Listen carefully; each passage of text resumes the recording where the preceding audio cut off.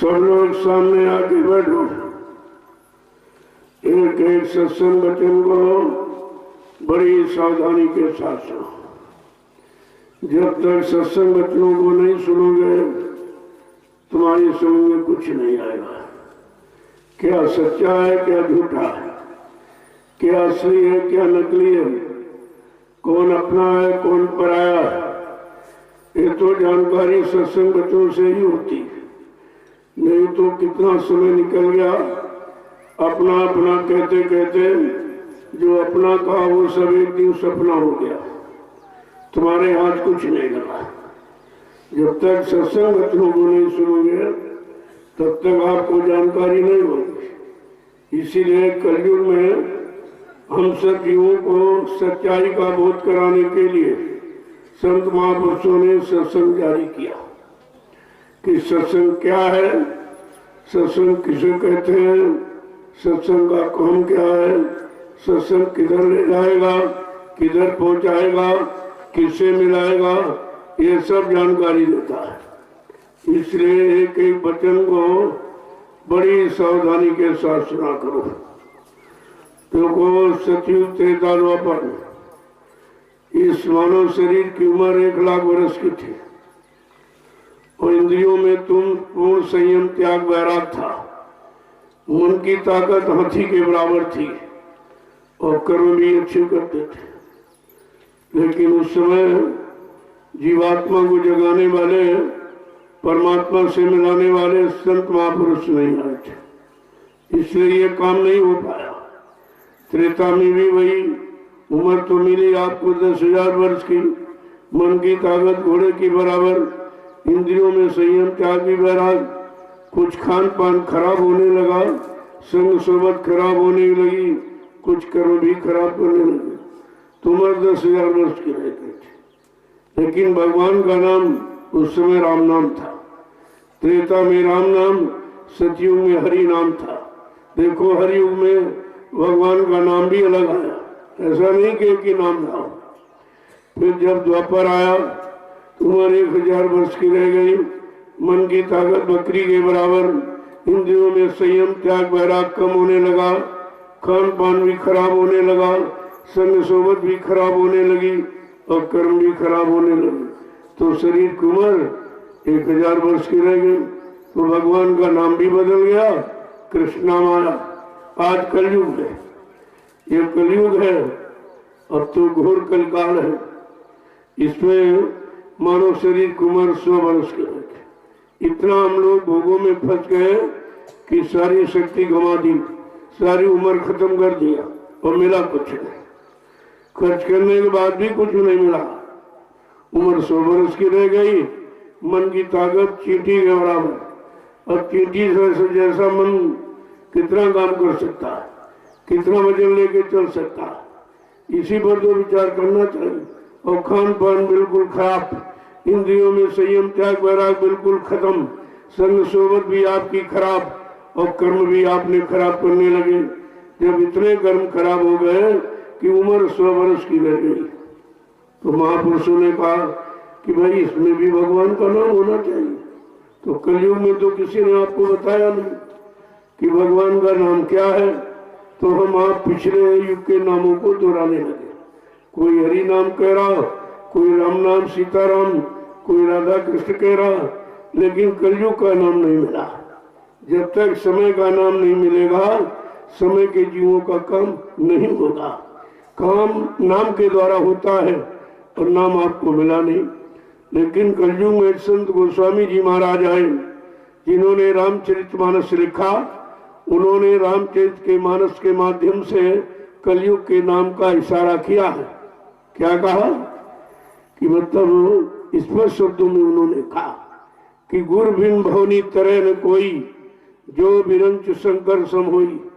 कहा ब्रह्मा विष्णु महादेव के समान कोई धनवान यशमान कीर्तिमान क्यों न बन जाए, लेकिन भवसागर बिना गुरु के कोई पार नहीं कर सकता।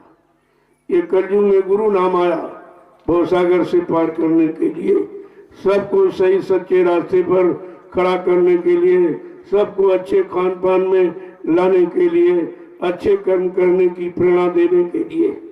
ये कलयुग में जय गुरुदेव नाम प्रभु का, जबकि प्रभु का नाम कभी नहीं, प्रभु ने के नाम का प्रचार कभी यहाँ हुआ नहीं है कि कोई आया नहीं था तो प्रचार क्या करा था।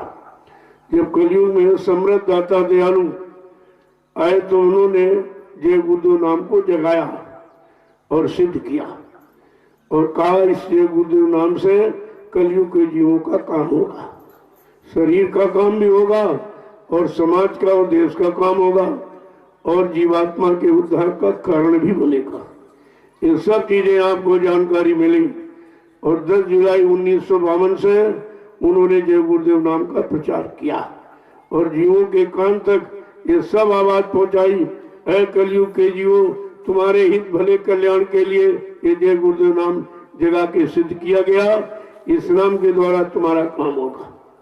लेकिन जीव बेचारा इतना फंसा था पिछले नामों में कि वो इसे समझ नहीं पाया, अपने समय के नाम को नहीं समझ पाया, इसलिए नाम तो पिछले युगों को दोहराता रहा लेकिन काम कोई नहीं हुआ, किसी तरह का काम। आपने कितने देवी देवता माने और बनाए पत्थर और कागज के, लेकिन उसने किसी ने काम नहीं किया। अरे भाई, कागज का भगवान कोई काम करेगा? पत्थर का भगवान कोई काम करेगा? पत्थर के देवी देवता कोई काम करेंगे? इतना तो आपको जानकारी करनी चाहिए कि काम चेतन करता है, जड़ नहीं करता। काम जिंदा करता है, मुर्दा नहीं करता। ये भी जानकारी हम आप नहीं ले पाए और चेतन नाम की तलाश की नहीं और नाम दिया गया उसको आपने समझा नहीं, तो कितना भारी नुकसान हो रहा।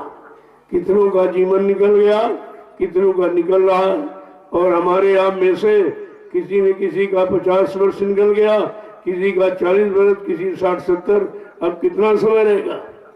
100 वर्ष में आपका समय कितना रहेगा? इस शरीर में रहने का, परिवार में फंसने का, भोगों में उलझने का कितना समय रहेगा? इसलिए संत महापुरुषों ने इस नाम से जागरण शुरू किया, सबको जानकारी दी। घूम घूम कर सारे हिंदुस्तान का कोई प्रांत, कोई जिला, तहसील, ब्लॉक, शहर, कस्बा, गली, गांव कुछ छोड़ा नहीं जहां पर जानकारी न दी हो। क्यों? इस नाम की जानकारी थी नहीं, इसके बारे में किसी तरह का कोई अनुभव नहीं था, कोई विश्वास नहीं था, तो ये जानकारी उनको देनी पड़ी। और इतना लंबा समय हम सब जीवों को जगाने में किसी ने खर्च नहीं किया जितना बाबा जी गुरुदेव जी महाराज। और हमने आपने उनको अपना गुरु बनाया और ये भी नहीं समझ पाए कि गुरु का काम क्या है, गुरु किस काम के लिए आया है, कौन सा काम करके जाता है, कोई जानकारी नहीं। सब बेचारे ऐसे कैसे रहे, यानी लाभ मिला लेकिन लाभ ले नहीं पाए, गुरु मिला लेकिन उससे अपना कल्याण करा नहीं पाए, तो कितना भारी ये नुकसान है। और इस नुकसान को अभी नहीं सोच पा रहा, इसलिए कई वचन को बड़ी सावधानी के साथ सुनो और अपने मन को पकड़ाओ। जब मन पकड़ेगा तब काम की शुरुआत होगा, क्योंकि आपको और किसी को नहीं पकड़ाना, किसी को सुनाना समझाना नहीं, अपने शैतान मन को समझाओ। जिस दिन ये मान जाएगा उसी दिन से तुम्हारा काम शुरू हो जाएगा। अब आप शरीर से तो यहाँ बैठे हो लेकिन मन इधर उधर जा रहा, तो फिर शरीर क्या करेगा? शरीर तो जड़ है, इससे कुछ काम होने वाला नहीं है। जो भी आपने शरीर इंद्रियों से किया वो यहीं तक सीमित है, तुम्हारे साथ जाने वाला नहीं, तुम्हारी जीवात्मा का सहयोग करने वाला नहीं। इसलिए हमको तो वो काम करना है जिसके लिए मानव तन मिला कि प्रभु से प्राप्ति, प्रभु पाठ जीवात्मा जगाने के लिए और प्रभु परमात्मा से मिलाने के लिए मिला। जब तक आप सत्संग नहीं सुनोगे आपकी समझ में कुछ नहीं आएगा। इससे बड़ी तन्मयता, बड़ी लगन के साथ, बड़ी दृढ़ता, मजबूती के साथ इन वचनों को सुनो और मन को पकड़ाओ। और धीरे धीरे मन की आदत को हमें बदलना है। जब ये बदल जाएगा यही मन सहयोग करने लगेगा। जय गुरुदेव, जय गुरुदेव, जय गुरुदेव, जय गुरुदेव। गुरुदेव। जय गुरुदेव नाम किसका? प्रभु का। जय गुरुदेव नाम किसका? प्रभु का। जय गुरुदेव नाम किसका? प्रभु का। प्रभु का प्यारा नाम। समृद्ध दाता दयालु पूज्य स्वामी जी महाराज, आज के इस प्रातःकालीन नैमिषारण्य की तपोभूमि पर लघु सत्संग में सम्मिलित होने वाले समस्त गुरु आशिक प्रेमी जनों, बड़ा सौभाग्य होता है जीव का तब संत महापुरुषों के अनमोल वचन, जो जीवन को सार्थक बनाने वाले, जीवात्मा का उद्धार कराने वाले ये वचन जब मिलते हैं, जब ये वचन मिले तो समझ लो हमारे आप पर हरि और गुरु की कृपा होगी। बिना परमात्मा की कृपा के संत महात्मा नहीं मिलते। बगैर संतों की दया के इन जीवात्माओं का उद्धार कल्याण नहीं होता। ये दोनों चीजें आपको समय से मिली, लेकिन आपने उनकी कदर नहीं की। किसी पुण्य कर्म के कारण आप उनके समीप तो पहुंच गए, सत्संग में भी दाखिल हो गए, लेकिन आपने उनके वचनों को मान करके अपने मन को पकड़ा नहीं पाया, तो कितना भारी नुकसान हो गया। गुरु की महिमा अपार है, लेकिन गुरु कौन हो? का पूरा गुरु। पूरा गुरु शब्द कमाई में जो पूरा, उन चरणों की बन जा दो जो शब्द की कमाई करता हो। दाम की रुपए पैसे कमाई नहीं, दान दक्षिणा लेना ये गुरु का काम। जमीन जायदाद घेरना ये गुरु का काम।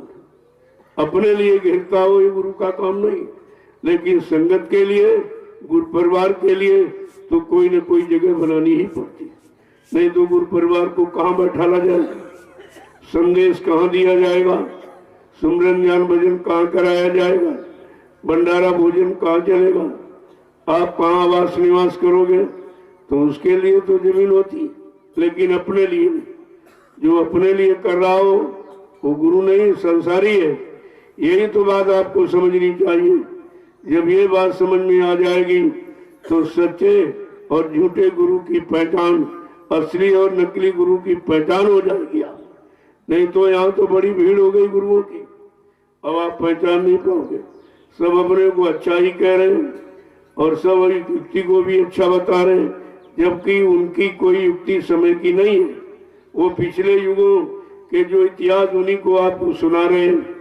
पिछले युगों में जो नाम जगाए ऋषि मुनियों ने, उन्हीं नाम की व्याख्या कर रहे हैं, उसी की तरफ आपका मन झुका रहे हैं। जबकि आपको समय का गुरु चाहिए, समय के काम के लिए। तभी तो कहा कि समय का डॉक्टर, समय का मास्टर, समय का आचार्य गुरु ही तुम्हारी मदद करेगा। आए थे, शरीर से चले गए, उनका गुणानुवाद, उनकी चर्चा, उनका इतिहास कहने सुनने बताने में कोई काम नहीं होगा।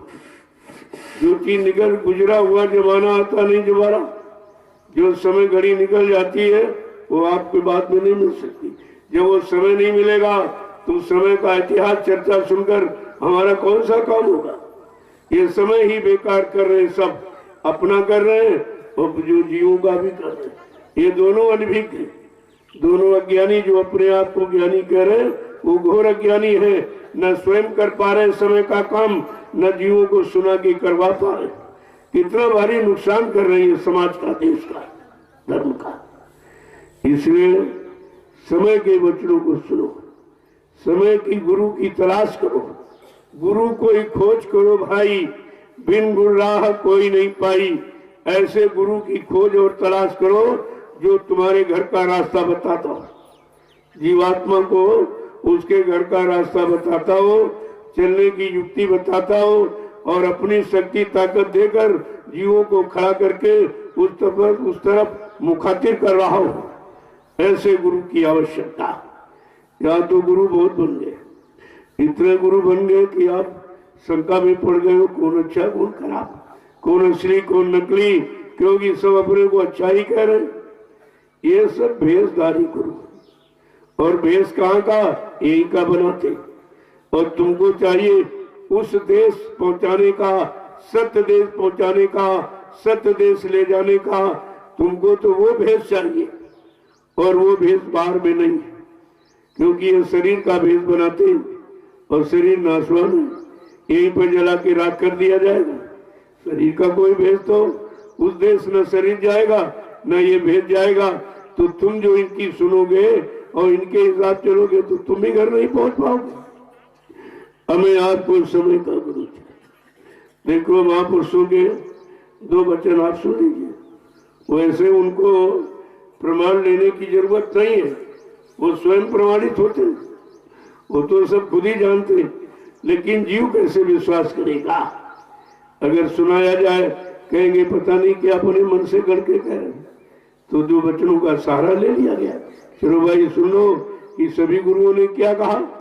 जो भी उधर वाला इधर आया और इधर से उधर का संदेश दिया, उसने एक ही बात कही कि मनुष्य शरीर का असली लाभ फल की जीवात्मा जगे और परमात्मा से मिले, अपने घर पहुंचे और काल माया का दिन छूट जाए, जन्म मरण से छुटकारा मिल जाए, आवागमन से रहित हो जाए और माया और काल के कर्मों के जाल से इसको हमेशा के लिए रिहाई और छुट्टी मिल जाए। काम तो ये करना, लेकिन तुम्हें सब पिछले युग की कहानियां सुनाने। अरे कहानी सुनाने से जीवात्मा नहीं जगेगी, पिछले युग का इतिहास सुनाने से जीवात्मा नहीं जगेगी, पिछले युग की चर्चा और पिछले युग के जगाए नाम को सुनाने से भी जीवात्मा नहीं जगेगी। जीवात्मा तो उस नाम से जगेगी जो जिस देश की जीवात्मा रहने वाली, उसी देश से जब कोई शक्ति महापुरुष इधर आएगा, मनो तन धारण करेगा और वो उस नाम को देगा जिस नाम को पकड़कर सारी सुरतेरी जीवात्माएं मृत्युलोक मंडल पर उतारी गई थी और काल माया ने मिलकर बैठा के भरमा के वो नाम छीन लिया। जब आधार छीन गया तो जीवात्मा बेचारी निहत्थे हो गई। यही उसके पास औजार था, यही उसके पास उसका सब कुछ था। जब सब छीन गया तो बचा गया कुछ नहीं, वो बेचारी फंस गई है। अब जब तक वही नाम लेकर के कोई मृत्युलोक मंडल पर नहीं आएगा, इन जीवात्माओं को अपना वही नाम नहीं पकड़ाएगा, तब तक जीवात्मा इधर से उधर नहीं जा सकती। कि कहानी किससे सुनाकर कोई जीवात्मा को नहीं ले जा सकता। पिछले इतिहास का गुणानुवाद करे और चर्चा करे, पिछले युग के नाम लेके जो शक्तियां आई उनका वर्णन करे, इससे जीवात्मा नहीं जगेगी और अपने घर कभी नहीं पहुंचेगी। अब जरा आप सुनिए कि संत महापुरुष आए तो उन्होंने किस काम से शुरुआत की। जो जड़ चेतन की गांठ लगा दी, बैका भरमा के चेतन नाम छीन दिया, जिस नाम को पकड़कर जीवात्मा आई थी। जब चेतन नाम ही छिन गया तो चेतन देश का काम खत्म हो गया, चेतन देश जाने का रास्ता भूल गई। तो कहते हैं कि छोरन ग्रंथि पाए जो कोई, तब या जीव के तारत हुई। कहा जड़ चेतन की जो गांठ लग गई, जब तक ये गांठ खुलने की युक्ति कोई नहीं देगा, ऐसी युक्ति देने वाला कोई सम्राट महापुरुष भूमंडल पर नहीं आएगा, तब तक ये जड़ चेतन की गांठ खुलेगी नहीं और जीवात्मा छुटकारा पाएगी नहीं। लेकिन कहा जब जड़ चेतन की गांठ खुलने की युक्ति मिल गई और आप उसका अभ्यास करने लगोगे तो काल माया को चिंता हो जाएगी, तमाम तरह की बाधाएं डालेगी। चोरन ग्रंथि जान खगड़ाया, विघ्न अनेक करे तब माया। जब आपको जब चेतन गांठ खुलने की युक्ति किसी संत महापुरुष से मिल गई तो काल माया बड़े प्रपंच करेगी, किसी तरह ये निकल ना पाए। निकल जाएगी तो मेरा देश खाली हो जाए, फिर मैं राज हुकूमत किस पर करूंगी। मैंने जो तपस्या की है वो तपस्या का फल हमें कैसे मिलेगा। तो अपनी तपस्या का फल पाने के लिए उसने सारी जीवात्माओं को फंसा लिया। अब ये फंस गई तो निकलेगी कैसे। कहते निकालने की युक्ति किसके पास है वो भी बता रहे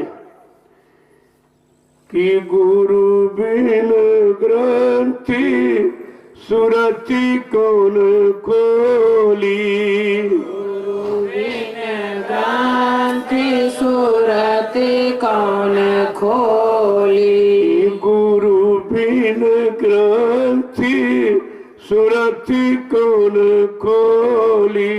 गुरु बिन ग्रंथि सुरति कौन खोली। बिना समरथ सदगुरु के ये जड़ चेतन की जो गांठ ग्रंथि लग गई का इसे कोई नहीं खोल सकता और जीवात्मा को कोई मुक्त करा नहीं सकता।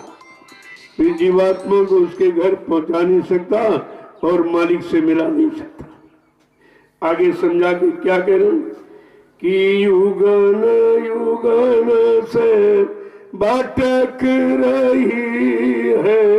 युगन युगन से भटक रही है।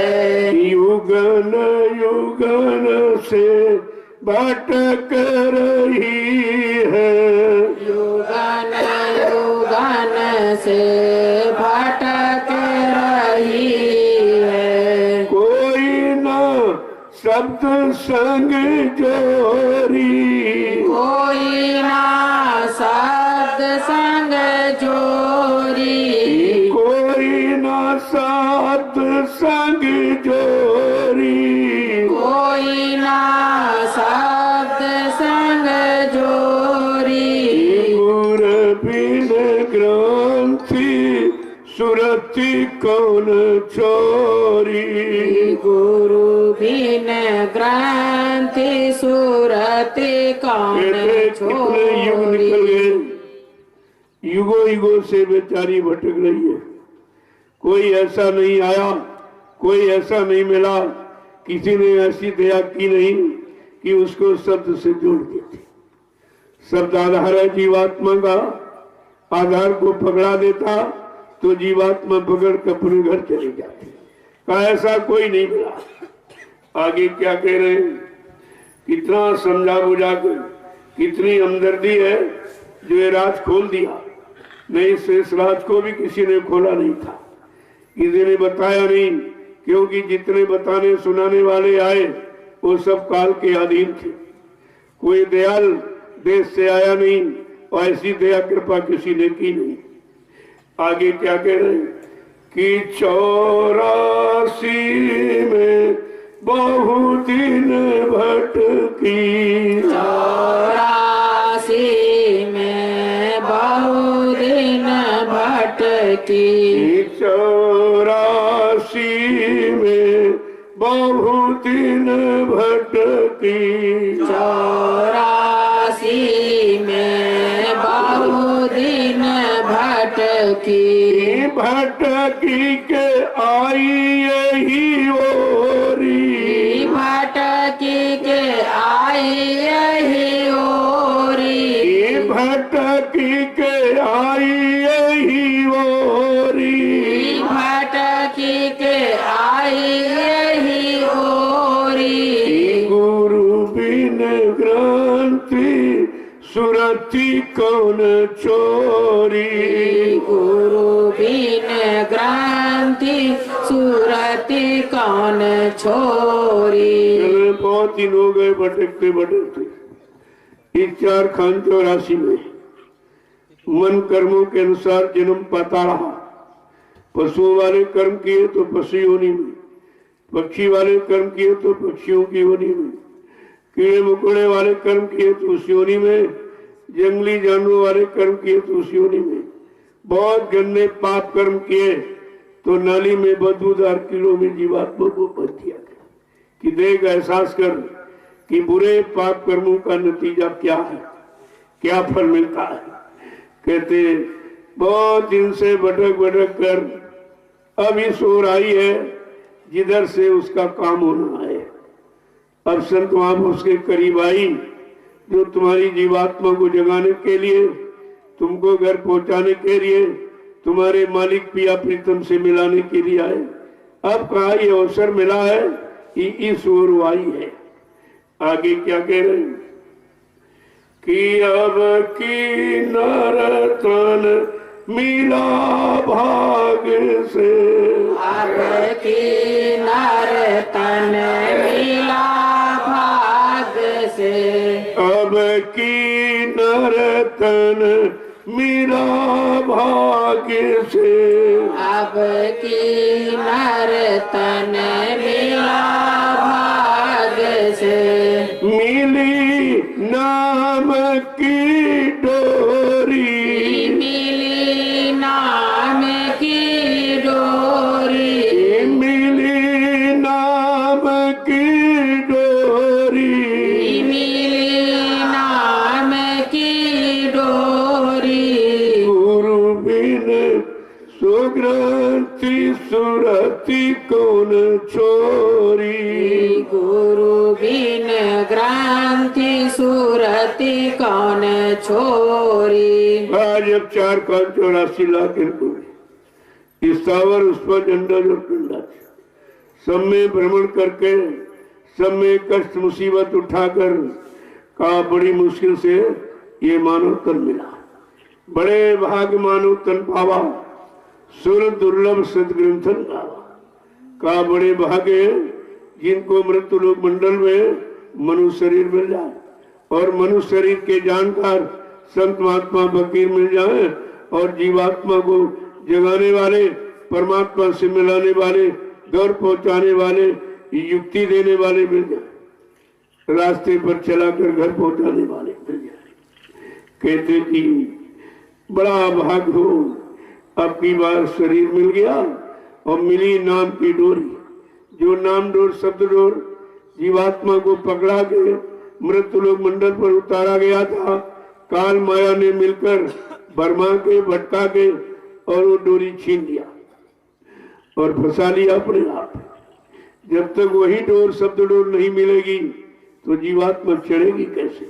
शब्द डोर पकड़ कर ही तो अपने घर जाएगी। कहा ये भी तो सौभाग्य की बात है कि नाम डोर पकड़ाने वाले भी आ गए, मानव तन भी मिल गया, मानव तन के जानकार संत महात्मा फकीर मिल गए और नाम की डोरी भी पकड़ा दी कि चल अपने घर की तरफ तैयारी कर, इसे पकड़ ले और चढ़ने की तैयारी कर, अभ्यास कर। ये नामदान क्या अभ्यास है। जब सुबह शाम बैठकर आत्मा के घाट पर इस डाब की कमाई करो, जब कमाई करोगे तो इस कमाई से तुम घर जाओ। ये शरीर इंद्रियों से जो कमाई कर रहे हो ये तो यही रह जाएगी, यही छूट जाएगी, यही लोग छीन लेंगे, परिवार के लोग तुमको नंगा करके भेजेंगे, वो तो तुम्हारे साथ जाएगी। लेकिन जो नाम डोर पकड़ाई गई, ये नाम आधार आपको दिया गया कि जल्दी से सुबह शाम आत्मा के घाट पर बैठकर नाम की कमाई करो, ये कमाई तुम्हारे साथ जाएगी। क्योंकि इस कमाई का न कोई बंटवारा कर सकता, न चोर चुरा सकता, न मतलब यानी पानी बहा सकता, न हवा उड़ा सकती, न अग्नि जला सकती। ये ऐसा नाम, ये नाम की अनमोल कमाई है और यही कमाई तुम्हारे साथ जाएगी और तुमको घर पहुंचाएगी। बाकी ये तो कमाई तुमको फंसा रही है, जिसको तुम अपना कह रहे हो हमारी है और हो जाए 1 करोड़ 2 करोड़ 10 करोड़ 20 करोड़, जितना ज्यादा हो जाए उतना ज्यादा फंस जाओगे, उतने ज्यादा आप फंसोगे।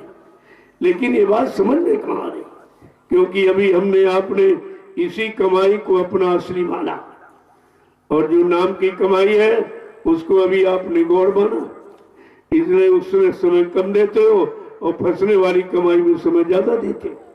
आपको निकलने वाली कमाई में साथ देना चाहिए। ये तो करके आपने बहुत इकट्ठा करके देख लिया, आपके हाथ कुछ नहीं लगा, अंत में कंगाल रह गए। सिकंदर मान का नाम आपने सुना होगा, यूनान का बादशाह था। वो उसकी इच्छा हुई कि हम सारे विश्व पर अधिकार करो, तो इसलिए वो भारत आया। जब भारत आया तो यहाँ संत महापुरुषों से संपर्क हुआ, और तो कहीं संत महापुरुष थे नहीं, तो यहाँ मतलब संपर्क हुआ। तो उसने कहा कि हम ये चाहते हैं कि हमारा अधिकार पूरे विश्व, मैं पूरे विश्व का बादशाह हो जाऊं। ये इच्छा उसके अंदर उठी। धीरे धीरे धीरे धीरे समय जा रहा, समय तो किसी का इंतजार करता नहीं और श्वासों की पूंजी भी कोई रोक सकता नहीं। वो भी रोज खर्च हो गई और धीरे धीरे जब पूंजी सब खर्च हो गई तो बुढ़ापा आ गया। बुढ़ापा आ गया और उसको मिला कुछ कि मैं जिसकी इच्छा कर रहा था वो तो मेरे हाथ लगा नहीं और समय भी चला गया। जब बिल्कुल अंतिम समय उसका आया तब उसने अपने सिपाही सालार जो थे मतलब उसके कर्मचारी को बुलाया, कहा देखो मेरा तो अंतिम समय आ गया और जिस कामना को लेकर मैं आया वो तो काम हुआ नहीं। तो ऐसा करना, जब मेरा जनाजा निकले, मेरी अर्थी निकले तो मेरे दोनों हाथ ये बाहर ऐसे कर देना, ऐसे कर देना। तो लोगों ने कहा भाई ये क्यों कर दे? कहा मैं ये बताना चाहूंगा अंतिम समय में मैं ये सीख सबको देते जा रहा हूं कि ये बादशाह जो विश्व की कामना करता था मैं विश्व का बादशाह बन जाऊं, आज ये खाली हाथ जा रहा, ये खाली हाथ जा रहा, कुछ हाथ नहीं लगा। ये शिक्षा देने के लिए अपना अनुभव उसने इस तरीके से लोगों को बताया। तो कहने का मतलब है जब बड़े बड़े राजे महाराजे बादशाह जिनके पास अकल्पित धनराशि के खजाने थे, वो भी एक कागज का नोट नहीं था, हीरे जवाहरात और मोती और पन्ना और भगोना और चांदी, जब वो उनके साथ नहीं गया तो ये कागज की मुद्रा तुम्हारे साथ जाएगी। अब ये है संत महापुरुषों के आदेश पर अगर इसको खर्च करना सीख जाओ तो तुम सबको ले जा सकते हो। वो ऐसी जगह लगा देंगे जिससे लाखों लोग लाभ उठाएंगे। ये सबसे बड़ा दान है, सबसे बड़ा पुण्य है, सबसे बड़ी सेवा, इससे बढ़कर कोई सेवा नहीं। तुम्हारा लग जाए और तुमको भी लाभ मिलेगा और आगे आने वाले भविष्य में लोगों लाखों लोगों को लाभ मिलेगा। ये धन तुम्हारे साथ जाने वाला, इसको कहते हैं पुण्य। ये पुण्य है, पुण्य आत्मा, पुण्य आत्मा से होता है। आत्मा जगाने वाले जब संत महापुरुष मिले वो तुमको इशारा करें जिस सेवा का वो पुण्य काम होगा, उससे पुण्यात्मा आत्मा को पुण्य मिलेगा, आत्मा को लाभ मिलेगा। बाकी शरीर इंद्रियों से कोई बताने वाला मिल गया तो उससे पुण्य काम किया उसने तो छीन लिया, अपना स्वार्थ लोभ लालच हल कर रहा, तुमको झूठा पुण्य का संदेश दिया कि तुम्हारा पुण्य हो गया, पुण्य हो गया पुण्य। और लेने वाले कभी नहीं पुण्य करते। क्या उनको पुण्य नहीं चाहिए? क्या उनको पाप चाहिए? अगर देने वाला पुण्यात्मा है, लो लेने वाला पापात्मा। देने वाला अगर पुण्य है तो लेने वाला पाप है, तो ये सब पापी तो कर रहे जो ले रहे, क्योंकि ये अपने निजी स्वार्थ, अपनी भोग वासना की तृप्ति के लिए तुम्हारी कमाई को खर्च कर रहे हैं। लिहाजा उससे तुम्हारा परमार्थ का कोई काम नहीं होगा। ये तो लगाने वाला चाहिए, जब अच्छी जगह लगाएगा तो अच्छा लाभ मिलेगा, और लगाया बुरी जगह तुम कहते हमने दान कर दिया हमें अच्छा मिलेगा, अच्छा मिलेगा। अरे दान तुम्हारा जब अच्छी जगह लगेगा, पुण्य काम में लगेगा, जिससे हजारों लाखों लोगों को लाभ मिले, तब आपको पुण्य मिलेगा। ऐसे थोड़ी एक ने कह दिया तुमने मान लिया और दोनों रह गए अधूरे। ना वो पुण्य कार्य कराना जानता है और तुम्हारा पुण्य कर्मों में लगाना भी नहीं जानता, केवल तुम्हें समझा दिया, बता दिया, तुम इसी में विश्वास कर देते। देखो आगे क्या कहना कि सतगुरु जय गुरुदेव बताए, सतगुरु जय गुरुदेव बताए, सतगुरु जय गुरुदेव बताए, सतगुरु जय गुरुदेव बताए।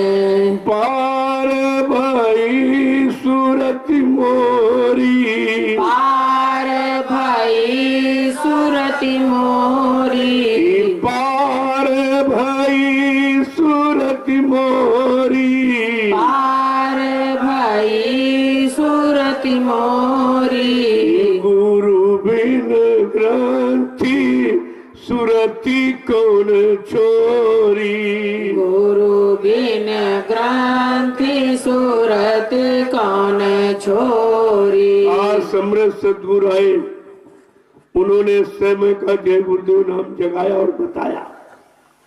उस नाम को जब पार यानी पा गई, उस राम के बताए सिद्धांत पर चलने लगी, तो जीवात्मा पार होकर अपने घर पहुंच गई। तब पहुंची, यानी समय का सदगुरु चाहिए, और समय का सदगुरु एक ही आता।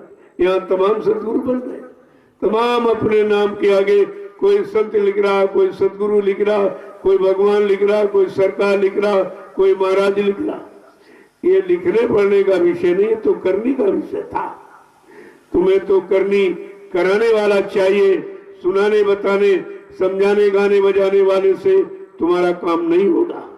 और यही सब बेचारे इसी में फंसे पड़े, नंदा गुरु और बहरा चेला, और वो नरक में ठेली ठेला। गुरु अंधा है, जिसकी दिव्यात्मा की दिव्य आंख खुली नहीं, दिव्य लोगों का दर्शन किया नहीं, परमात्मा की तो देखा नहीं, और वो तुमको केवल कागज पढ़ के सुना रहा है।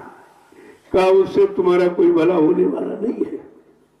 तुमको तो समय की चीज चाहिए, समय के काम के लिए समय की युक्ति, समय का उपाय, समय का विधि विधान चाहिए आपको, तब तो आपको काम होगा। इसलिए संत महापुरुष जब आए, तब उन्होंने सीधा रास्ता और किसी के लिए नहीं कहा, केवल जीवात्मा के लिए उसी को जगाने की बात कही। जीवात्मा, कितने युगों से तू भटक रही, आज तक तेरे घर जाने का रास्ता किसी ने बताया नहीं, किसी ने तुझको सहयोग किया नहीं, तुम्हारा भूला बिछड़ा छूटा नाम डोर शब्द डोर किसी ने पकड़ा ही नहीं, इसलिए तू भटक रही है। तो आए जब उन्होंने जीवात्मा को जगा कर ही उसे समझाया, और किसी को नहीं समझाया, अपनी जीवात्मा को, क्योंकि ये जीवात्मा मुनि की है, न ब्रह्मा की है, न विष्णु की, न शंकर की, न रामकृष्ण की, न किसी देवी देवता की। जीवात्मा उस सत्पुरुष की है, सच्चे मालिक की है। जब वो वही शक्तियों को भेजता है, वही जीवात्मा को जगाने का काम करती है। लेकिन अब की बार स्वयं मालिक आया, क्योंकि जब कलयुग के जीवों ने गुरुओं की बात नहीं मानी, संतों की बात नहीं मानी, सदगुरुओं की बात नहीं मानी, तब ये परम संत सच्चा मालिक स्वयं भूमंडल पर मानव तन धारण करके आ गया।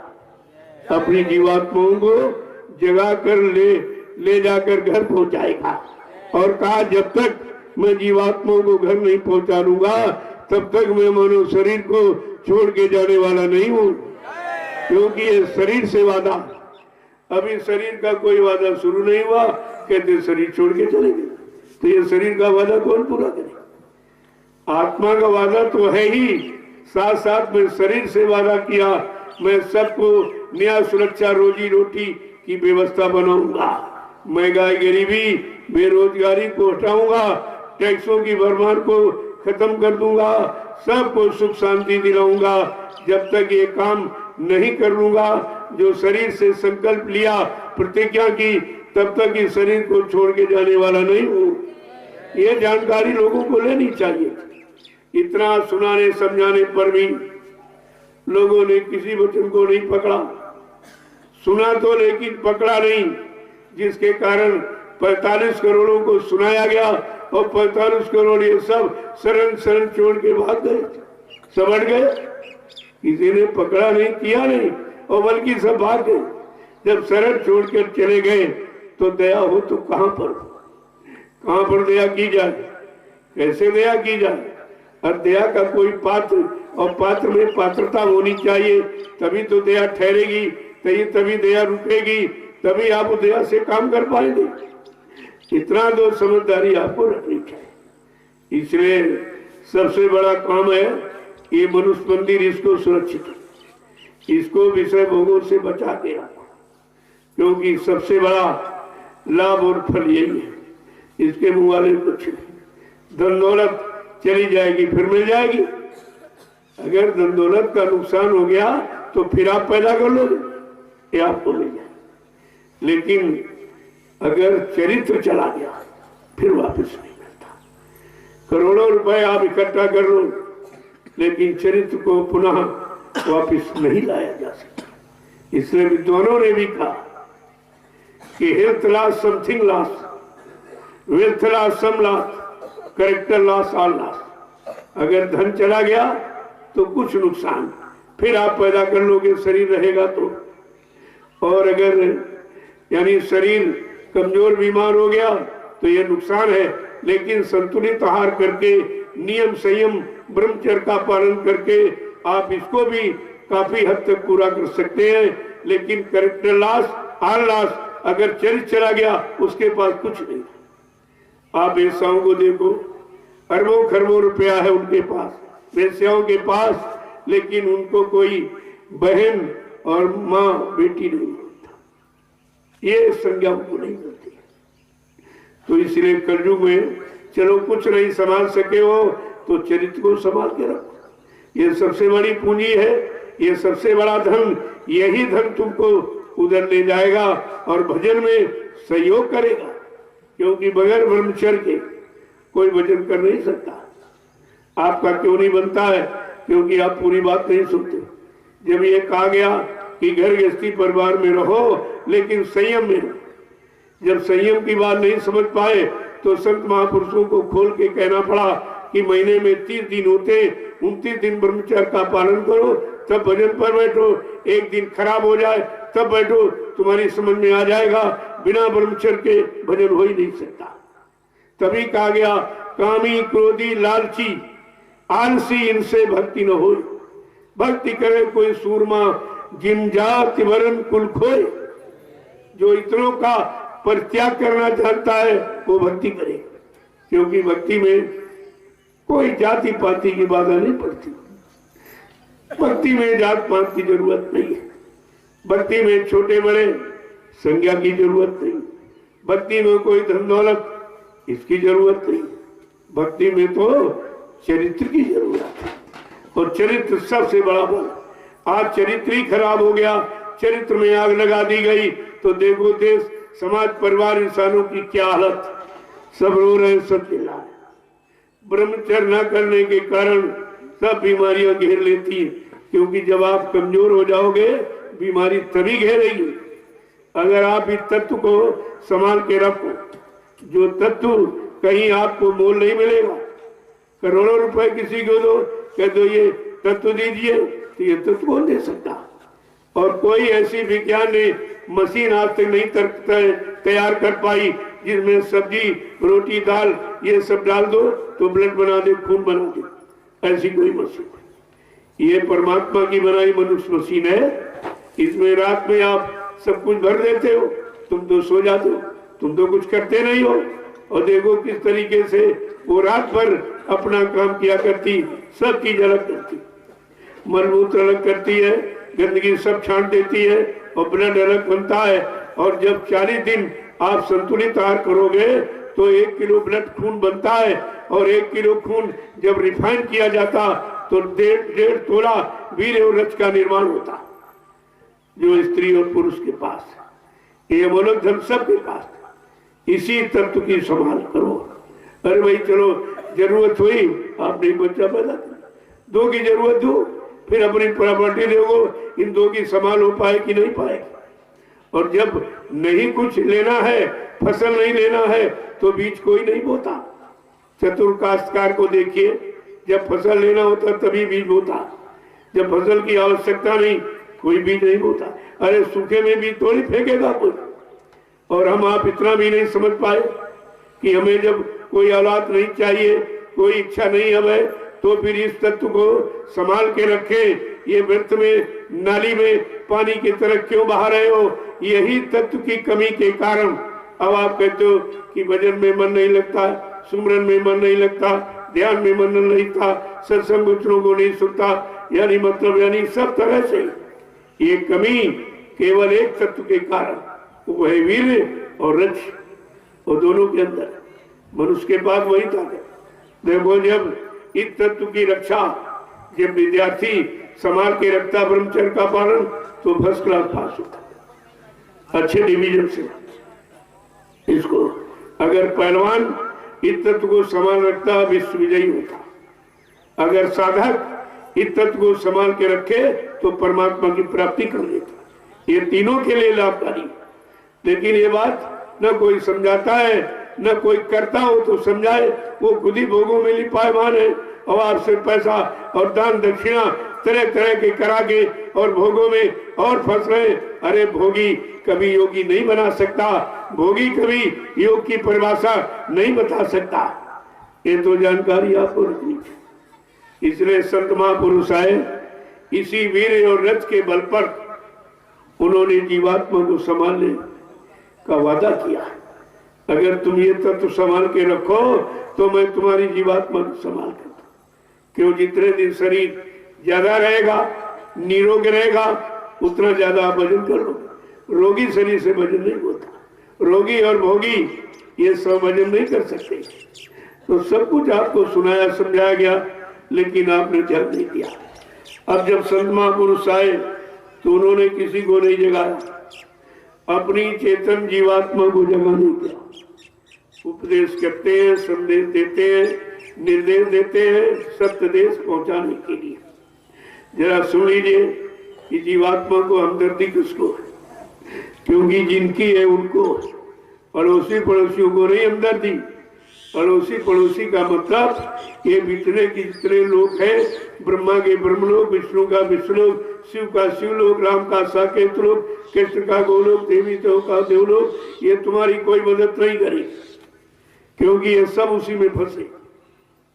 तो इसलिए महापुरुष आए तो उन्होंने अपनी जीवात्मा को जगाने का क्या उपदेश किया, जरा सुन लीजिए। दो वचन क्या कह रहे हैं? खोजरी पिया को निजी घट में, खोजरी पिया को निज घट में, खोजरी पिया को निजी घट में, खोजरी पिया को निज घट में। ऐ सुरत जीवात्मा रूप, अगर तू अपने सच्चे पिया प्रीतम से मिलना चाहती तो अंदर में, बाहर में कोई रास्ता नहीं, कोई कागज पत्थर पानी ये आधार नहीं जाने का, वो अंदर से रास्ता जाता है। का उस रास्ते को बताने वाले, रास्ते को दिखाने वाले, तय कराने वाले, रास्ते पर चलाकर घर पहुंचाने वाले, जब समय के संत सदगुरु आएंगे वो आपको रास्ता देगा। आगे क्या कह रहे हैं?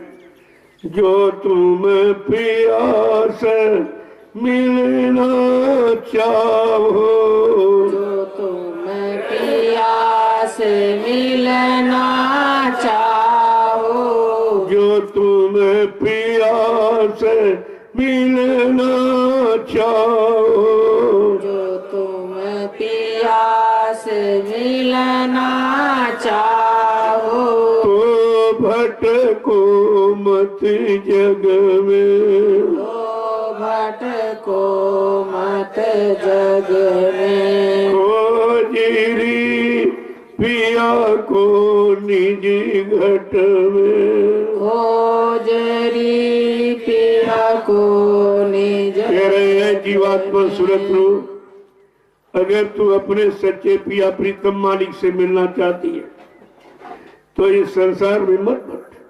ये काल माया का देश है, यहाँ से कोई रास्ता तुझे बताने वाला तेरे घर का नहीं है। ये सब भोगों में फंसने वाले हैं। इसलिए अगर तू सच्चे पिया प्रीतम मालिक से मिलना चाहती है तो ये बाहर में मत फंस। जो अंदर में अंतर्घाट पर बैठकर जो संत महापुरुषों ने युक्ति का अभ्यास बताया, उस युक्ति का अभ्यास कर तो एक दिन तू अपने घर चली जाएगा। आगे क्या कह रहे हैं कि तीरथ व्रत कर्म आचारा, कर्म आचारा, तीरथ व्रत कर्म आचारा, तीरथ व्रत कर्म आचारा, ये भटकावे मग में, भटकावे मग में, खोजरी पिया को निजी घट में, पिया को अब ये बता रहे हैं तुझे भटकाने वाले कौन से रास्ते। काल माया ने मिलकर भटकाने वाले रास्ते बनाए, कागज पत्थर पानी, इसी जड़ता की ममता में सबको फंसा दिया। चेतन का भेद मिला नहीं, चेतन की चेतनता आई नहीं और चेतन देश पहुंची नहीं। कह रहे ये सब तेरे मार्ग में बाधा डाल रहे, ये कागज पत्थर पानी, इसी में तुझे अटका भटका दिया गया। कहते ये अटक भटक भूल भरम तुम्हारी कौन खत्म करेगा। क्या कह रहे कि जब लग सतगुरु मिले न पूरे, जब लग सतगुरु मिले ना पूरे, जब लग सतगुरु मिले न पूरे, जब लग सतगुरु मिले ना पूरे, पड़े रहोगे अघ में, पड़े रहोगे अघ में, खोजरी पिया को निज घट में, खोजरी पिया को निज आज जब लोग सद्गुरु में, जो सत्य देश ले जाने वाले, सच्चिदानंद दिलाने वाले, सतमार्ग पर चलाने वाले और घर पहुंचाने वाले, जब तक वो पूरे सद्गुरु नहीं मिलेंगे तब तक तू इसी काल माया के अंधकार में पड़ी रहेगी, कभी निकल नहीं सकती। क्योंकि उसने इतना कर्मों का जाल बना लिया। तू तो जाल में नहीं फंसती है, लेकिन तूने जो अपना साथी मित्र यार बनाया मन को, वो तो फंसा पड़ा। और तूने इसी मन के लिए वादा किया कि जब तक मैं तुमको साथ में नहीं ले लूंगी मैं वापस नहीं आऊंगी। अब बेचारी इसी वादे में फंस गई। तो वादा भी सोच समझ के करना चाहिए कि जिससे वादा कर रहे हैं वो कैसा है, वो कितना सच्चा, कितना अच्छा है, कितना चरित्रमान है, भोगों से कितना रहित है, ये सब जान करके ही तो साथ करना चाहिए। आगे क्या कह रहे हैं, जब वो सद्गुरु पूरे मिलेंगे तो देंगे क्या। क्या कह रहे हैं कि नाम सुधारस कभी न पाओ, नाम सुधारस कभी ना पाओ, नाम सुधारस कभी न पाओ, नाम सुधारस कभी ना पाओ, भर मोयोनी खग में, हर मोयोनी खग में, खोजरी पिया को निज घट में। खोजरी पिया को जब सद्गुरु पूरे मिलेंगे तो नाम का आधार देंगे। उस नाम से अमृत चुता है जो जीवात्मा का भोजन है। शब्द अमीरस पिए निरंतर फिर झूमे अधर मझारी। जैसे शब्द रस मिला तो ये जब इसकी खुराक है, जब खुराक मिल जाएगी तो ये बलवती बलवान हो जाएगी अपने घर की तरफ, तभी मुखातिन होगी। नहीं 3 युग निकल गए, ये बेचारी व्रत उपवास कर रही क्योंकि काल माया के किसी सामान का प्रयोग करती है। यहाँ के शरीर के जड़, शरीर का भोजन भी वो नहीं खाती। तो कहते हैं कि जब वो नाम सुधारस वो देने वाले मिलेंगे और तभी, यानी मतलब तुम्हारा ये जो योनियों में भरमना, ये भटकना, बार बार जन्म लेना, ये तभी खत्म होगा जब सद्गुरु पूरे, वो भी नाम देने वाला, नाम की कमाई जिसने की वो मिलेगा तो का। ये सब नाम की कमाई करने वाले, सेवाएं बटोरने वाले, जमीन इकट्ठा करने वाले, शारीरिक मान सम्मान लेने वाले, जीवात्मा के बारे में इसको कोई ज्ञान नहीं है। ये जब शरीर इंद्रियों के भोगों में खुद ही फंसे पड़े हैं और तुमको चाहिए जीवात्मा का कल्याण कराने वाला। आगे क्या कह रहे कि और तुमको किसने फंसाया, ये पूरा भेद खोलेंगे।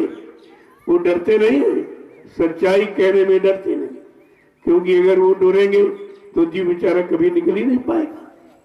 तो क्या कह रहे कि और तुमको किसने किसने फंसाया कि पंडित काजी बेख सेख सब, पंडित काजी बेख सेख सब, पंडित काजी बेख सेख सब, पंडित काजी बेख सेख सब, अटक रहे हैं डग डग में, अटक रहे हैं डग डग में, खोजरी पिया को निजी घट में, खोजरी पिया को। ये भी सब फंसाने वाले हैं, पंडा पुजारी मुल्ला मौलवी ग्रंथी पादरी, ये खुद ही फंसे पड़े। जो खुद फंसा पड़ा तुम्हें कैसे निकालेगा? ये भोगों के दलदल में इतने फंस गए हैं तो तुम्हें कैसे निकालेंगे? अगर इनका हाथ पकड़ोगे तो ये तो अपनी तरफ खींच लेंगे, तुमको भी इसी भोगों के दलदल में फंसा देंगे। आगे क्या कह रहे समझा कि इनके संगो पिया नहीं मिलना, इनके संग पिया नहीं मिलना, इनके संग पिया नहीं मिलना, इनके संग पिया नहीं मिलना, पिया मिले कऊ साध समग में, पिया मिले कहु साध समग में, खोजरी पिया को निजी घट में, खोजरी पिया को।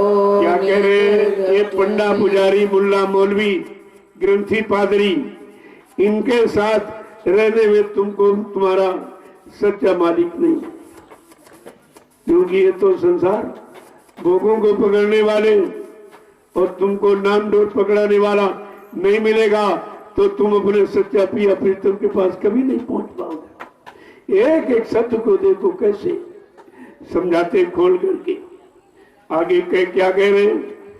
ये तो भूले विषय वास में, ये तो भूले विषय वास में, ये तो भूले विषय वास में, ये तो भूले विषय वास में, भरम धसे इनकी रग रग में, भरम धसे इनकी रग रग में, खोजरी पिया को निजी घट में, खोजरी पिया को।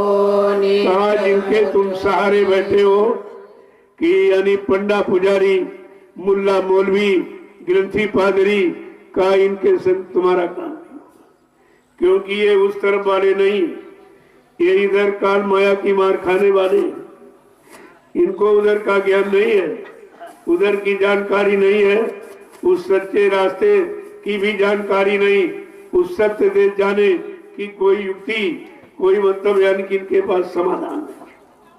क्या कह रहे? भरम धसे इनकी रग रग, इनकी हड्डी और खून में वो भोग सब समा गए। अब ये इधर से तो निकल नहीं सकते, जब ये नहीं निकलेंगे तो तुमको कैसे निकालेंगे? ये नहीं पहुंचे तुमको कैसे पहुंचाएंगे? आगे क्या कह रहे हैं कि ये सब काम तुम्हारा कौन करेगा, वो भी जानकारी देंगे कि बिना संत कोई वेद न पावे, बिना संत कोई भेद न पावे, बिना संत कोई वेद न पावे, बिना संत कोई भेद न पावे, वे तो ही कहे अलग में, वो कोई कहे अलग में, खोजरी पिया को निजी घट में, खोजती पिया को घट में। कैसे पिया प्रीतम की खोज घट में और तुम कह रहे हो मठ में। देखो कितना भ्रम पैदा कर दिया। वो कहते मठ में है, पत्थर में है, कागज में है, पानी में, जबकि संत महापुरुष क्या कहते घट में है। ये घट और मठ का ही तो झगड़ा यहाँ। अब बेचारे मठ वाले घट की बात नहीं समझ पा रहे और घट वाले समझा के हार गए, उनकी समझ में आया नहीं। असली काम तो तुम्हारे घट में, जो जीवात्मा बैठी उसी का होना। मठ में तो कोई बैठा नहीं, वो तो तुमने पत्थर का बना के जबरदस्ती बैठा दिया, वहां कोई नहीं है। अगर कोई होता तो मंदिर मस्जिद गिरजा गुरुद्वारों में ताले नहीं लगते। ताले लगाने का मतलब साफ जाहिर है। ताला घर में कब लगाते हो? जब घर में कोई व्यक्ति नहीं रहता, कोई रहता नहीं तब ताला। अगर अंदर कोई बैठा हो तो ताला लगाने देगा? अगर इस मंदिर मस्जिद में गुरुद्वारों में ये भगवान खुदा घाट और सच्चा गुरु होता तो ताले लगाने देता? क्या उसके सामने कोई आ सकता है, कोई टिक सकता है, कोई अपनी मनमानी कर सकता? ये भी जानकारी लोगों को नहीं हुई तो तीन तीन युगों से फंसा देखकर इस जड़ता की मत, तो कुदरत ने फैसला ले लिया। ये बेचारे ऐसे नहीं समझ पाएंगे, नहीं मान पाएंगे। सब समझाने वाले हैं, समझा के हार गए, लेकिन ये जड़ जीव कभी समझते नहीं है। तो कुदरत ने समझाने का फैसला लिया, कहा लगा लो इनमें सब में ताला, सब में ताला लग गया। अब आपको सोचना चाहिए, अगर देवी जी मंदिर में होती तो ताला लगाने देती, देवता मंदिर में होता ताला लगाने देता, अगर खुदा मस्जिद में होता तो ताला लगाने देता, सच्चा सदगुरु गुरुद्वारे में ईंट पत्थर के मकान में होता तो ताला लगाने देता। कितना बड़ा परिचय आपको मिला, लेकिन समझ में जड़ जीवों के अभी नहीं आया। इतनी जड़ता की ममता में फंस गए हैं, उनको चेतनता और चेतन ज्ञान समझ में नहीं आता। आगे क्या कह रहे कि जब लगे संत मिले नहीं तुमको, जब लग संत मिले नहीं तुमको, जब लगे संत मिले नहीं तुमको, जब लग संत मिले नहीं तुमको, खाए ठगोरी इन ठगियन में, आए ठगोरी इन ठगियन में, खोजरी पिया को निज घट में, खोजरी पिया को। कहते ये तुम्हारी अज्ञानता, ये तुम्हारा भूल भरम जब तक नहीं जाएगा, जब तक कोई संत नहीं मिलेगा। संत माने दाढ़ी बाल नहीं, संत माने लाल पीला कपड़ा नहीं, संत माने कोई कागज काले अक्षरों को रटने वाला, सुनाने समझाने वाला नहीं।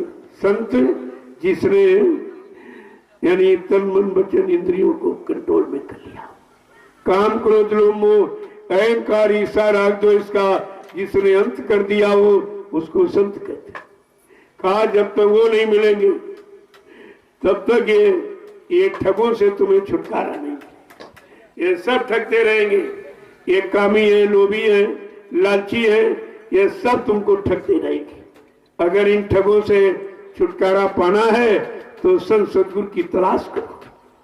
संत सदगुरु जिसने अपनी जीवात्मा को जगा लिया हो, परमात्मा से मिला लिया हो, रोज का दरबारी आने जाने वाला हो, वो तुम्हारी फरियाद को भी मालिक के पास पहुंचा देगा और तुम्हारी जीवात्मा को जगाकर मालिक से मिला देगा। आगे क्या कह रहे हैं कि सतगुरु शरण गो अब प्यारे, सतगुरु शरण गहो अब प्यारे, सतगुरु शरण गहो अब प्यारे, सतगुरु शरण गहो अब प्यारे, मिले ज्योति जगमग में, मिले ज्योति जगमग में, खोजरी पिया को निजी घट में, खोजरी पिया को निज बताया रस में। तुम कहाँ फंसे हो, कहाँ अटके हो, किसने भ्रम में तुम्हें डाल के हटा दिया, भटका दिया है। कहते अभी तुम्हारे लिए मौका है कि तुम सतगुरु की शरण में आ जाओ। उनकी शरण में आकर ये सब तुम्हारा काम हो जाएगा और जहाँ फंसे हो वो भेद भी मिल जाएगा। जो जो फंसाए बैठे उनके बारे में जानकारी भी दे देंगे। और मिलो ज्योति जगमग में, ये जीवात्मा अपने असली प्रकाश में चेतन देश को पहुंचा। ये प्रकाश में है, वो प्रकाश में मिल जाएगी तो वही हो जाएगी। जैसे गंगा की बूंद आप ले आए, हथेली पर रखे हो, कहते हो गंगा की बूंद है, तो सुनने वाले कहेंगे भाई गंगा की बूंद तो गंगा भी चली जाए। कहते जा नहीं सकते, क्यों? कहते अलग हो गई, ये अलग हो गई, इसका रूप सूक्ष्म, शक्ति भी सूक्ष्म हो गई, अब ये नहीं जा सकती। अगर कोई गंगा का जानकार जो रोज गंगा नहाने जाता हो, आप वो बूंद उसको दे दीजिए और गंगा में डाल देगा तो बूंद गंगा ही हो जाएगी। फिर आप डाली हुई बूंद को निकाल नहीं सकते, वो गंगा ही हो जाएगी, क्योंकि गंगा थी लेकिन अलग हो जाने के कारण हमने उसको बूंद का रूप दे दिया, बूंद कहने लगे। इसी तरह जीवात्मा इस शरीर में है, जब तक आप जीवात्मा कह रहे हो अलग है जब तक, लेकिन मिलाने वाले, जीवात्मा को जगाने वाले, परमात्मा से मिलाने वाले जब सब सदगुरु मिल जाएंगे और इसको मिला देंगे तो जीवात्मा ये परमात्मा ही हो जाएगी, ये भी वही हो जाएगी। देखो कितना बड़ा, लेकिन भटकाने के लिए काल ने कम जाल नहीं बनाया, कम उसने चालाकी नहीं की है कि 3 ज्योतियां दिखाएगा, अग्र शिखा झिलमिल, लेकिन तुम्हारी असली ज्योति है जगमग ज्योति होती उजियारा, परम प्रकाश रूप दिन राती, न चाहिए हृदय और बाती, कहाँ हुआ चिराग बत्ती और घी की आवश्यकता नहीं है, वो परम प्रकाश है, निरंतर 24 घंटे एक समान, न घटता है न बढ़ता है न खत्म होता है। ऐसा प्रकाशमान देश जहाँ की जीवात्मा रहने वाली, जब तक उस प्रकाश में देश से कोई संत महापुरुष नहीं आएगा और इसको प्रकाश में चेतन देश का ज्ञान नहीं कराएगा, उधर की तरफ इसको मुखातिब नहीं करेगा, खड़ा नहीं करेगा, पहुंचाएगा नहीं, तब तक ये स्वतः नहीं पहुंच सकती। देखो कितना बड़ा काम करने के लिए आया, जो हमारा काम करने आया, हमारी जीवात्मा का उद्धार करने आया, हमें शरीर को निरोग बनाने आया, मृत्यु लोक मंडल में बार बार आना न पड़े, जन्म मरण से छुटकारा दिलाने वाला आया, लेकिन हमने उसी को पहचान नहीं पाया, कोई नहीं पहचान।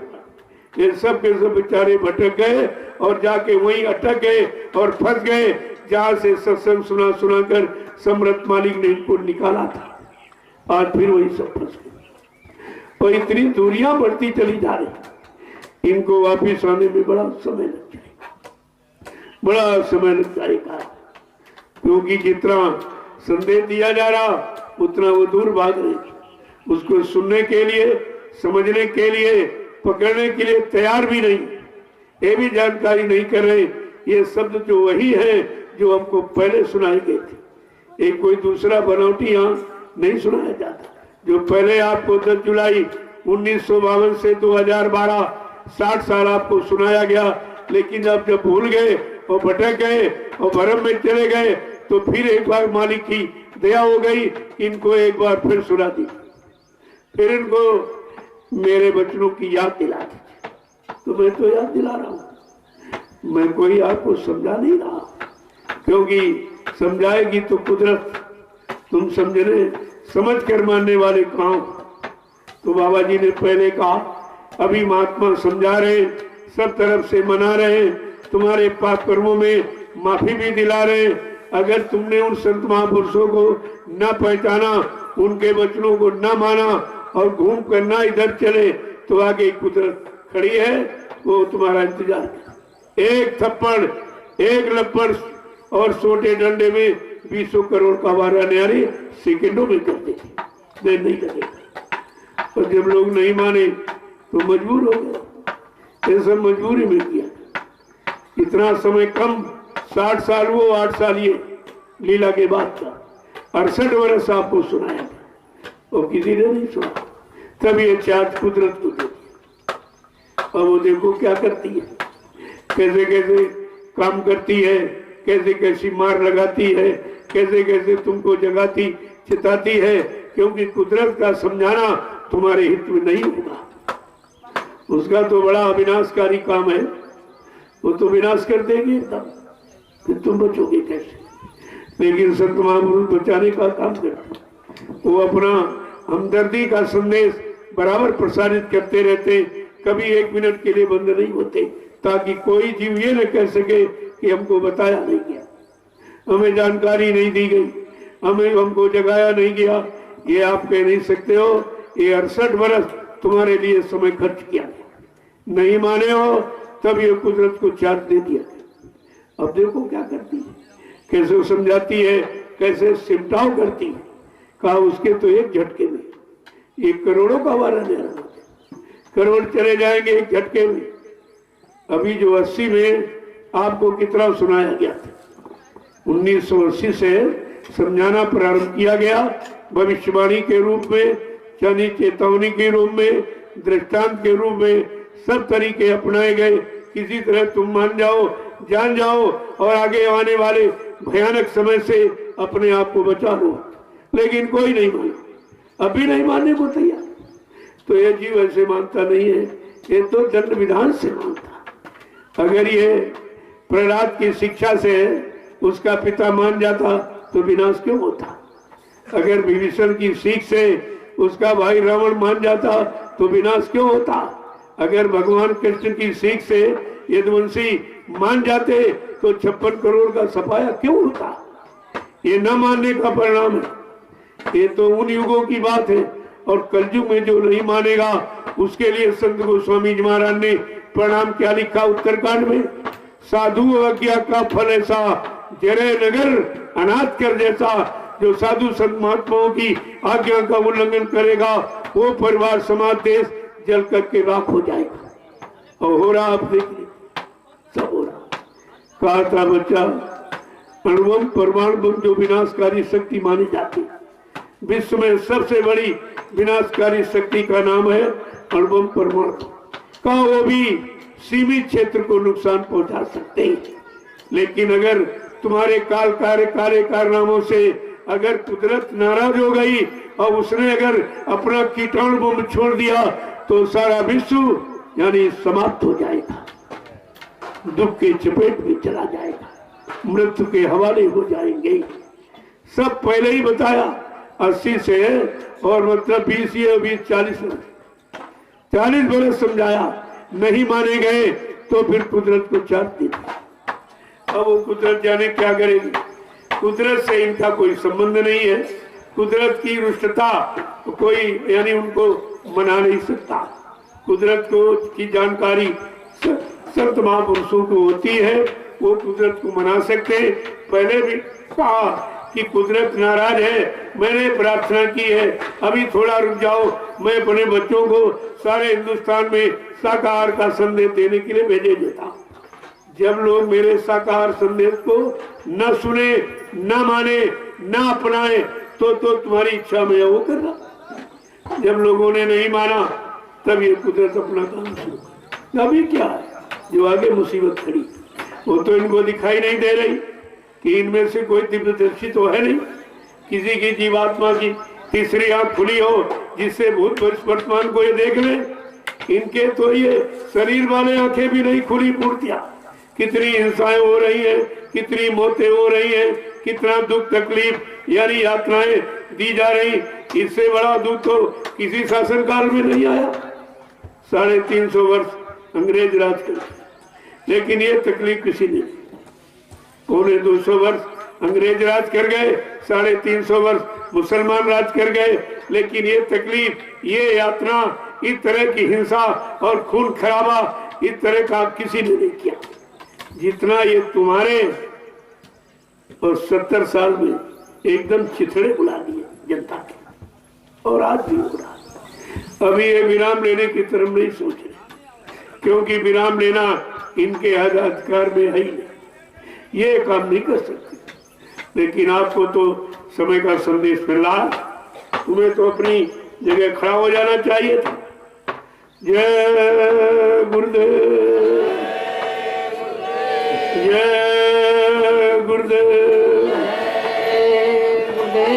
जय गुरुदेव, जय गुरुदेव, जय गुरुदेव। नाम किसका? प्रभु का, जय गुरुदेव। नाम किसका?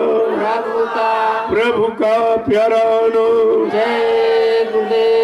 जरा खड़े हो जाइए तो देखो, जितनी देर खड़े होने पर उतनी देरी चलने में होगी, उतनी देरी पहुंचने में। ये आपको खूब ध्यान में रख लेना चाहिए। चुस्ती फुर्ती ले आओ, भोगों से अलग हो जाओ, ब्रह्मचर्य का पालन करो तो शरीर में ऑटोमेटिक चुस्ती फुर्ती पैदा। जब वो चीजें नहीं रहेगी, चुस्ती फुर्ती आएगी कैसे? कोई रोटी दाल सब्जी खाने से थोड़ी आ जाएगी, वो तो उस तत्व को रोकने से आई। इसीलिए बार बार ये प्रेशर बना के कहा जाता है, इसी को संभालो, रुपए पैसे को मत संभालो, जमीन जायदाद को मत संभालो। अगर इस तत्व को आपने संभाल लिया तो उस महात्मा के पीछे सारी दुनिया यानी धन दौलत न्यौछावर कर देती। उसे धन दौलत मांगने की जरूरत नहीं होती। जब काम देखती है तो खुद ही दाम दे देती, उन्हें कहना नहीं पड़ता। आज आपके सामने देख लीजिए, मैं तो किसी से नहीं कहता 2 पैसे दो, कभी नहीं, ना पहले कहा ना आज कहता हूँ। ये काम मेरा नहीं भीख मांगने का।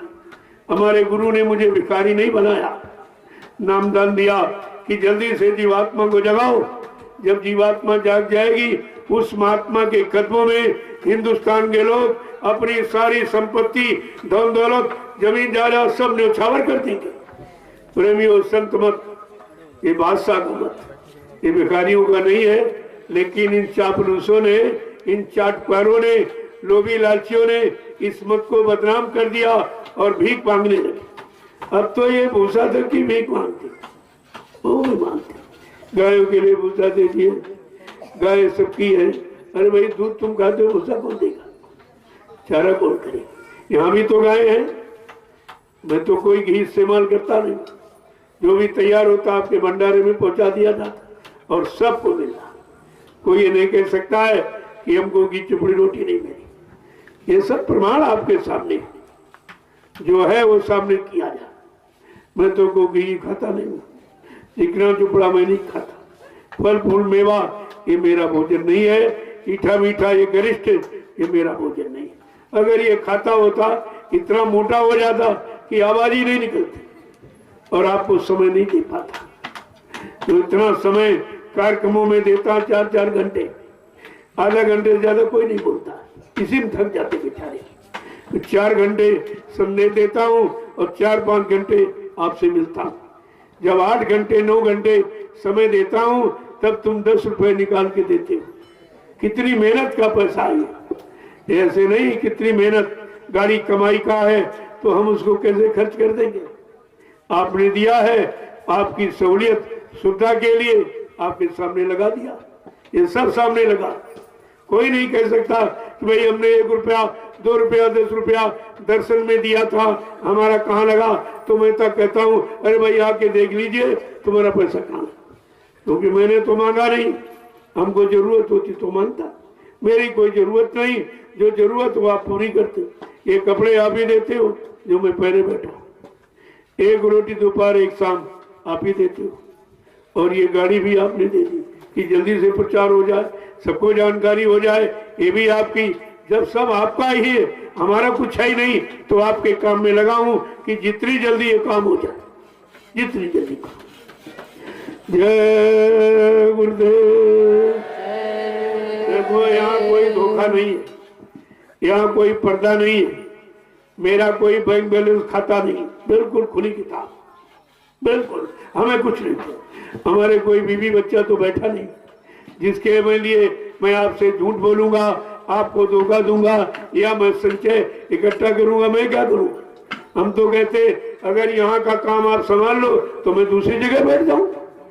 मेरा कोई जमीन से लगाव नहीं, मैं कोई जमीन में नहीं बना हूं। हाँ, व्यवस्था में जरूर बना हूं, क्योंकि व्यवस्था करना ये हमारा कर्तव्य है और कर्म है, क्योंकि आपने जो हाथ में सेवा पकड़ाई है वो आपकी व्यवस्था में लगाना ये मेरा धर्म है, उसी में लगा रहा हूँ। मेरे पास तो कुछ मैं जवाब देता हूँ, मैं कभी गिनता भी नहीं, तुम्ही लोगों से गिनवाता हूँ, तुम्ही से रखवाता हूँ, और जरूरत पड़े पर अपने हाथ से खर्च करता, इतना काम जरूर करता कि सेवा का दुरुपयोग न हो। और फिर भी लोग क्या करते हैं, तो इसी में चोरी कर रहे। तो चोरी किसकी करते, जब मेरा कुछ है ही नहीं, मेरा तो आप चुराते नहीं। अपने गुरु भाइयों की धन की चोरी, सेवा की चोरी कर रहे हो, और ये सेवा गुरु के लिए है, तुम गुरु की चोरी कर रहे हो, ये छोटा मोटा अपराध है, इसकी कितनी बड़ी सजा मिलेगी तुमको भी होशो हवास नहीं है। तो यहाँ भी लोग चोरी करते, ऐसा नहीं है, मैं जानता तो सब हूँ, लेकिन कहता नहीं कि शायद अब सुधर जाओ, अब सुधर जाओ, अब सुधर जाओ। नहीं सुधरोगे तो मैं तो कोई दंड देने आया नहीं हूँ। दंड देने के लिए पीछे कुदरत खड़ी है, वो सब प्रकार का दंड देगी। फिर आप भाग के यहाँ आओगे तब मैं सुनने वाला नहीं, तो मैं बताऊंगा आपने ये किया था, इतने लाख चुराए, इतने हजार चुराए, ये किया आपने, ये किया, तो भाई दंड तो मिलना ही उसका, उससे आप बचोगे नहीं। अरे भाई जरूरत है तो मांग लो, तुम्हारा ही तो है, तुम्हें जरूरत है तो तुम्हारा तुम्ही को लौटा दूंगा। मैं अपने तरफ से कुछ देने वाला नहीं हूँ, क्योंकि मेरे पास कुछ है नहीं, मेरे पास सिर्फ मेरी लंगोटी है और ये सब तुम्हारा, इसलिए कोई शंका का विषय यहाँ नहीं।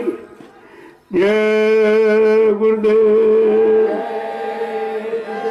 जय गुरुदेव, जय गुरुदेव, जय गुरुदेव। नाम किसका, प्रभु का, प्रभु का प्यारा नाम। जय गुरुदेव, जोर से बोले, जय गुरुदेव, सब मिल बोले, जय गुरुदेव, बोलना होगा, जय गुरुदेव, अभी से बोले, जय गुरुदेव, कि दर्द हरेंगे, जय गुरुदेव, सब कष्ट मिटेंगे, जय गुरुदेव, सुख शांति भी देंगे, जय गुरुदेव, सबके दाता, जय गुरुदेव, सबके मालिक, जय गुरुदेव, प्रेम से बोले, जय गुरुदेव, ये नाम नहीं इंसान का, ये नाम है प्रभु का, ये काम नहीं इंसान का। ये काम है प्रभु का। अब ये दुख मुसीबत बीमारी महामारी कष्टों से आपको नजात दिलाने वाला कोई इंसान, इंसान की बस की बात खत्म हो गई। अब तो ये प्रभु करेगा, जिसकी सत्ता है। अब सत्ताधारी खुद ही प्रभु नाम लेके आ गया, अब इसमें शंका की क्या बात है। ये नाम किसी ने कभी यहाँ प्रचार में नहीं लाया, किसी ने कभी प्रचार इस नाम का कराया नहीं, क्योंकि सत्ता प्रभु की है। जब प्रभु आएगा, प्रभु नाम जगाएगा, सिद्ध करेगा, और प्रभु नाम से ही जीवात्माओं को जगाएगा, और प्रभु नाम का बेड़ा लगाकर भवसागर में इन जीवात्माओं को पार करके इनके घर पहुंचाएगा। जब प्रभु धाम जीवात्मा पहुंच जाएगी तब इसका आवागमन खत्म हो जाएगा, ऐसे नहीं खत्म हो सकता। तो आपको कुछ अच्छी चीज मिल गई, और यह संदेश कहीं नहीं, विश्व में कोई नहीं दिया। सब अपने अपने स्वार्थ लोभ लालच का, सब अपने भोग वासनाओं की पूर्ति का संदेश देते हैं, लेकिन जीवात्मा जगह परमात्मा से मिले, अपने सत्य देश पहुंचे, और दोबारा स्मृत लोक मंडल में कभी ना आना पड़े जन्म मरण में, यह संदेश कोई नहीं। ये केवल नैमिषारण्य की तपोभूमि से ही हो रहा, और सबको दिया। इसमें कोई निंदा आलोचना बुराई, इसमें कोई लोभ लालच स्वार्थ कुछ, बिल्कुल प्योर परमार्थ का सिद्धांत। और परमार्थी काम में जो यहाँ लगाया जा रहा, जो सेवा कराई जा रही, ये भी हिंदुस्तान में कोई नहीं करा। कहीं चले जाओ ये आपको काम नहीं मिलेगा। सब अपने लोभ और लालच की बातें आपसे करेंगे, अपने मान सम्मान अधिकार और पद की बात करेंगे, लेकिन तुम्हारे हित का संदेश कोई नहीं। इतना तो आपको समझना चाहिए। और ये सब जगह पूरे हिंदुस्तान में जा रहा, सब सुन रहे, और इसी की जरूरत है। जब तक इसी पर लोग आके नहीं खड़े होंगे, सच्ची सुख शांति नहीं मिलेगी। कितना उपाय तुम कर लो, कितनी योजनाएं बना लो, लेकिन सच्ची सुख शांति और न्याय सुरक्षा और रोजी रोटी और महंगाई गरीबी बेरोजगारी ये सब काम तुम नहीं कर सकते, तुम्हारे बस की बात नहीं है। ये भोगियों का और ये स्वार्थी लोभी लालचियों का विषय नहीं है, ये तो योगियों का विषय है। और तुम अपने नाम के आगे योगी लिख लो तो क्या योगी हो? योगी कभी राजगद्दी पर बैठता? उसकी तो पूजा सारा विश्व से भी करता, वो गद्दी पर नहीं बैठता। गद्दी पर बैठेगा तो भोगी है, योगी नहीं है, ये झूठा लिखना है उसका। ये सब आपको सोचना चाहिए था। जय गुरुदेव। योगी नाम की साधना, नाम का योग करके परमात्मा को प्राप्त करता। ये संसार की दौलत, ये मान सम्मान अधिकार, इसको पाने में अपना समय खराब नहीं करता, वो तो नाम योग करता। उस नाम योग की साधना से उस प्रभु परमात्मा को प्राप्त करता है। उसका काम इधर का कुछ नहीं होता। जय गुरुदेव। अब आप लोग चलिए परी से हो, तो कोई यहाँ आए हो तो शरीर को मांजो, धो डालो और वो सेवा से धुले। ये पानी साबुन से नहीं, सेवा से। जो जो जिन जिन अंगों से जो अपराध हो गया, पाप हो गया, बुरा कर्म हो गया, उसे परमार्थी सेवा से धो डालो, साफ, ताकि कोई गंदगी न रह जाए। जब कोई गंदगी नहीं रहे तो आपको कौन रोकेगा? कौन रोके टोकेगा? केवल कर्मों की गंदगी ही तो रोके है, उसी को साफ करना है। और साफ करने के यहाँ दूसरा कोई तरीका नहीं है, केवल परमार्थी सेवा ही। जो प्रेमी कर रहे हैं वो अपना काम बना रहे, देखो सत्संग भी सुन रहे और सेवा भी कर रहे। वो अपना दो काम बना रहे, तुम एक ही बना रहे। वो भी अगर नहीं करोगे तो ये भी तुम्हारा काम नहीं बनेगा। वो तो दोनों सेवाएं कर रहे, उधर परमार्थी सेवा कर रहे, इधर सत्संग भी सुन रहे। जय गुरुदेव। अब आप लोग चलिए, आप लोग सेवा देखो, तमाम तरह की सेवाएं। ये आपका सब्जी फार्म है, ये भंडारे की सेवा। जो कुछ यहाँ ये पैदा हो रहा आपके भंडारे, और भंडारे से लोगे तो प्रसाद होगा। अपने आप नोच घसोट करोगे तो प्रसाद थोड़ी बना सकते, तुम प्रसाद नहीं बना सकते। इसलिए भंडारे का महाप्रसाद लेकर वो भंडारे में ही बैठ के खाओ तो प्रसाद रहेगा। तुमने लिया झोपड़ी में जा खाते हो तो कोई मतलब नहीं निकलेगा, कोई मतलब नहीं होगा, उसका कोई अर्थ कोई लाभ आपको मिलने वाला नहीं। मैं बार बार आपको समझा, वहीं बैठ के खाओ। जहाँ वो प्रसाद बनाया गया वहीं बैठ के खाओ तो प्रसाद है, और वहां से लेकर दूसरी जगह चले जाओगे तो प्रसाद नहीं, क्योंकि उस जगह भंडारा नहीं बनाया गया। बात को समझा करो, थोड़ी सी ना समझी में अपना काम बिगाड़ लेते हो। मिलने वाला लाभ वो भी आपको नहीं मिलता। ऐसे यहाँ पर आने जाने का फिर मतलब क्या हुआ? अगर मनमानी करनी तो घर में रहो, यहाँ क्या जरूरत है? यहाँ तो हुकुम आदेश में आपको रहना पड़ेगा, क्योंकि उस हुकुम आदेश के पालन में ही आपका लाभ है। जय गुरुदेव। चलो आप लोग सेवा देखो, मैं शाम को सबसे मिलता हूँ, कोई ये नहीं कहेगा भाई मिलते नहीं। शाम बीच बीच में मिलोगे तो सेवा से तुम अलग हो जाओ, तुम्हारा नुकसान हो जाएगा।